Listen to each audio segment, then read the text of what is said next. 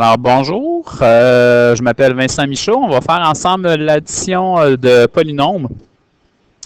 Niveau secondaire 3, donc pour ce qui est de l'addition de polynômes, présentement, vous êtes dans votre cahier à l'endroit où c'est marqué addition de polynômes, qui devrait être à la page 6 selon les versions là, de vos notes de cours. Quand arrive le temps d'additionner des polynômes, alors l'addition elle est présentement ici entre les deux parenthèses. Je vous rappelle l'ordre à respecter, hein, qui est notre truc PED mass, P pour parenthèse, E pour exposant, D pour division, M pour multiplication, A pour addition et S pour soustraction. Donc, ce qu'on fait, c'est qu'on passe successivement à travers ces étapes-là, en partant du haut et en allant vers le bas. On commence avec les parenthèses. Est-ce que je peux faire des opérations dans mes parenthèses? Est-ce que je peux soustraire ici ou soustraire les deux derniers termes? La réponse est non, puisque je n'ai pas de termes semblables. Hein, des termes semblables, c'est la même variable et la même exposant. Et ce n'est pas le cas dans la première parenthèse, ni dans la deuxième parenthèse d'ailleurs. On ne peut pas soustraire ou additionner les termes qui sont là. Alors, une fois que cette étape-là est faite, je peux venir encercler mon P ici. J'ai fait mes parenthèses et je vais voir s'il y a des exposants à l'extérieur des parenthèses. Je ne parle pas ici de ces exposants-là, l'exposant 2 ou l'exposant 2 ici. On ignore ces exposants-là. On parle plutôt d'exposants qui se situeraient à être à l'extérieur de mes deux parenthèses. Et dans le cas présent, je n'en ai pas. Donc, on peut passer cette étape-là. Je vais juste effacer un petit peu pour clarifier le problème. Alors, exposant, il n'y en a pas. Division, il n'y en a pas dans le problème. Multiplication, il n'y en a pas. Et là, il me reste les additions et les soustractions. On va les faire dans l'ordre. On a vu qu'à l'intérieur des parenthèses, on ne pouvait rien faire, ni d'un bord, ni de l'autre. Alors là, je vais me concentrer sur l'opération qui est entre les deux, qui est une addition. Donc, je vais descendre plus bas. Vous avez exactement là, le même problème en dessous de l'encadré. Alors, je vais aller faire ma résolution de problème ici, dans l'encadré.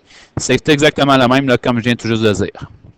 Alors, on y va. On va simplement simplifier l'expression algébrique. Donc, j'ai une addition, ce qui me permet maintenant de rassembler mes termes semblables. Alors, j'ai des xy à la 2 avec des xy à la 2. Ça va me donner encore une fois des xy à la 2. Par contre, je vais en avoir cette fois-ci 9. Je vais avoir des x avec des x. Bien, des x au total, moins 2, moins 4, ça me donne moins 6.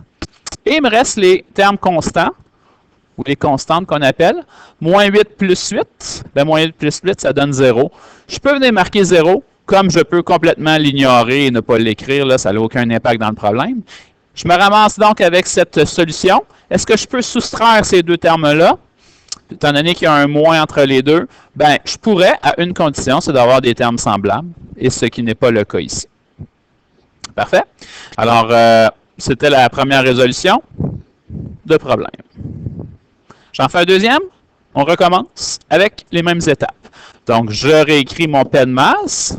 Je vous rappelle qu'on part d'en haut et qu'on s'en va vers le bas. Alors, première étape, P pour parenthèse. J'ai des additions ici, mais à l'intérieur de ma parenthèse, je n'ai aucun terme semblable, donc je ne peux pas rien faire. J'ai aussi des opérations de soustraction dans l'autre. Parenthèse que je pourrais faire à condition d'avoir des termes semblables, ce qui n'est pas le cas. Alors, je suis bloqué, parenthèse, il n'y en a pas. Exposant, j'ai dit tantôt que c'était les exposants qui pourraient être à l'extérieur des parenthèses. Il n'y en a pas dans le problème. Division et multiplication, il n'y en a pas dans le problème. Et il me reste encore une fois seulement que les additions et les soustractions. Donc, comme tantôt, je vais faire un petit peu de ménage. Là, je vais juste effacer mes trucs. Et je suis rendu à faire l'addition. Alors, l'addition qui est entre les deux parenthèses me permet de passer d'une parenthèse à l'autre et de regrouper mes semblables. Ce qui veut dire 3x2, ben, il n'y en a pas de semblable. Il est seul, il s'en va directement dans la réponse. J'ai plus 4xy avec moins 5xy. Faites attention de bien venir encercler le moins qui est devant le 5 parce qu'il fait partie de l'opération. Alors, des xy, j'en aurai à ce moment-là moins 1. On peut marquer juste moins xy. Et pour les constantes, j'ai plus 7. j'ai moins 9, ce qui me donne donc moins 2. J'ai ma réponse qui est pratiquement finale. Attention, il ne faut pas oublier ici, j'avais aussi des x, y à la 2 qui étaient toutes seules. Alors, je dois venir le retranscrire. Et pour avoir la réponse idéale, il faut s'assurer, que ça soit simplifié au maximum. Est-ce que c'est le cas présentement? C'est-à-dire, est-ce qu'il y a encore des termes semblables ici? On pourrait être tenté de dire oui à cause de ces deux-là, le bleu ici et l'autre bleu. Oups, je vais encercler mon plus. Par contre, ils ne sont pas semblables à cause de l'exposant 2 qui est présent dans le deuxième terme et qui n'est pas présent dans le premier. Alors, je n'ai plus de termes semblables dans mon problème. La seule chose qui me reste à faire, c'est de placer mes termes en ordre de degré.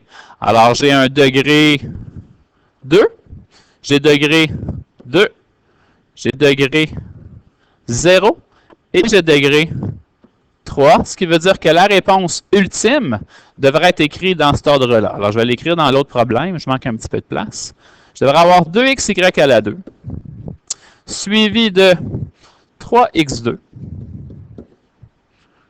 suivi de moins xy, suivi de moins 2.